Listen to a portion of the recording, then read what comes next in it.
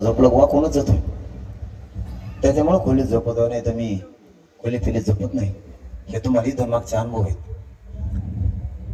तुमच्यावर तिसरी जबाबदारी आहे तुम्हाला स्वयंसेवक म्हणून बनायचं आजूबाजूला लक्ष ठेवायचं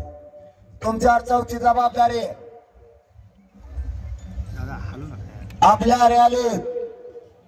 आपल्या आंदोलनात कोणी जाळपोळ उद्रेक करायचा प्रयत्न करतोय का याच्यावर बारकाईने लक्ष ठेवायचं त्याला पळून द्यायचं नाही परत म्हणायचं काम नको करून पळून गेला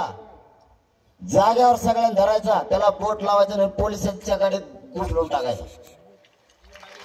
मग तो कोणाचा असो आपला असो नाही तर कोणाचा असो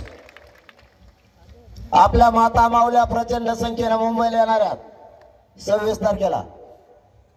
सहावा मुद्दा ती होय की तुमच्यावर त्यांना संरक्षणाची जबाबदारी तुमच्यावर आहे आपल्या सातवा मुद्दा आपले वाहन जिथं लावले तिथंच आपल्याला सगळ्याला आराम करायचा आहे जातीसाठी किती थंडी वाजली कितीही त्रास झाला तरी जागा सोडायची नाही म्हणजे आपल्या गाड्याचं सुद्धा संरक्षण आपण करणार आहे पुढचा मुद्दा तुम्हाला जर कोणी त्रास दिला तुम्ही त्याला त्रास देऊ नका माझ्यापर्यंत मेसेज तो पावचा मग मी त्याला दाखवतो